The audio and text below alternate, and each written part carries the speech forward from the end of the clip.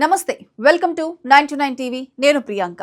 పాకిస్తాన్ కు చుక్కలు చూపించిన ఇండియన్ ఉమెన్ ప్రపంచ దేశాల ముందు భారత్ ని ఇరుకున పెట్టాలని పాకిస్తాన్ ప్రయత్నించింది ఐక్యరాజ్య సమితి వేదికగా మరోసారి జమ్మూ కాశ్మీర్ అంశాన్ని లేవనెత్తింది కానీ ఈసారి కూడా ఫలితం అదే పాకిస్తాన్ ఆరోపణలకు భారత్ గట్టిగా బదులిచ్చింది అంతేకాదు ఉగ్రవాదం పీఓకే సింధు జలాల ఒప్పందం అన్నింటినీ ఒకేసారి ప్రస్తావిస్తూ దాయాది దేశానికి సూటిగా హెచ్చరికలు పంపింది ఇప్పుడు ప్రపంచవ్యాప్తంగా చర్చ జరుగుతున్న ప్రశ్న ఐరాస వేదికపై భారత్ ఎందుకు అంత తీవ్రంగా స్పందించింది సింధు జలాల ఒప్పందంపై మరోసారి ఎందుకు స్పష్టమైన ప్రకటన చేసింది అసలు ఈ దౌత్య పోరాటం వెనుక ఉన్న కథ ఏంటి ఐక్యరాజ్య సమితి మానవ హక్కుల మండలి సమావేశం ప్రపంచ దేశాల ప్రతినిధులు హాజరయ్యారు అక్కడ పాకిస్తాన్ ప్రతినిధి ఎప్పటిలాగే జమ్మూ కాశ్మీర్ అంశాన్ని ప్రస్తావించారు భారత్పై ఆరోపణలు చేయడానికి ప్రయత్నించారు అయితే ఈసారి భారత్ వెంటనే స్పందించింది ఐరాసలో భారత ప్రతినిధి అనుపమా సింగ్ పాకిస్తాన్ వ్యాఖ్యలను ఒక్కొక్కటిగా తిప్పికొట్టారు జమ్మూ కాశ్మీర్ ఇప్పటికీ ఎప్పటికీ భారత్ లో అంతర్భాగమే అని ఆమె స్పష్టం చేశారు అంతేకాదు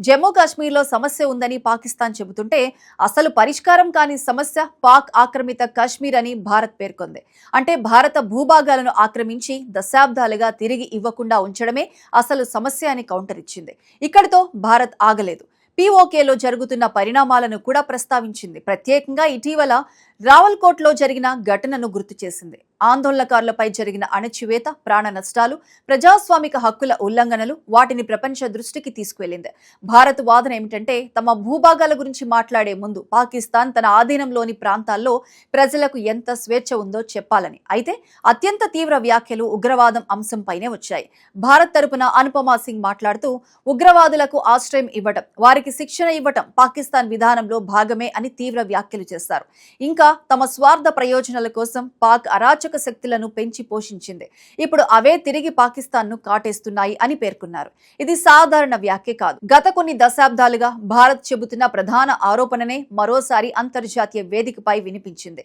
ఇక్కడ ఒక విషయం గమనించాలి పాకిస్తాన్ తరచూ మేము కూడా ఉగ్రవాద బాధితులమే అని చెబుతూ వస్తోంది కానీ భారత్ మాత్రం ఉగ్రవాదాన్ని పెంచిన వ్యవస్థే ఇప్పుడు దాని ఫలితాలను అనుభవిస్తోంది అని వాదిస్తోంది అందుకే ఈ వ్యాఖ్యలు దౌత్య వర్గాల్లో ప్రత్యేక ప్రాధాన్యం సంతరించుకున్నాయి అయితే ఈ ప్రసంగంలో అత్యంత కీలకమైన అంశం సింధు జలాల ఒప్పందం 1960లో భారత్ పాకిస్తాన్ మధ్య కుదిరిన ఈ ఒప్పందం దశాబ్దాలుగా రెండు దేశాల మధ్య జలవనరుల పంపిణీకి ఆధారంగా నిలిచింది కానీ పెహల్గాం ఉగ్రదాడి తరువాత భారత్ ఈ ఒప్పందంపై తన వైఖరిని మరింత కఠినతరం చేసింది ఇప్పుడు ఐరాస వేదికపై కూడా అదే సందేశాన్ని స్పష్టంగా వినిపించింది అనుపమా సింగ్ మాట్లాడుతూ సింధు జలాల ఒప్పందానికి కాలం చెల్లింది అని స్పష్టం చేశారు అంతేకాదు ఉగ్రవాదాన్ని విధానపరమైన సాధనంగా ఉపయోగించే దేశం సద్భావన స్నేహపూర్వక సంబంధాల వల్ల కలిగే ప్రయోజనాలను ఆశించడం విడ్డూరం అని వ్యాఖ్యానించారు అంటే ఉగ్రవాదం కొనసాగిస్తూనే అదే సమయంలో ద్వైపాక్షిక ఒప్పందాల ప్రయోజనాలు పొందాలని ఆశించవద్దని భారత్ పరోక్షంగా హెచ్చరించింది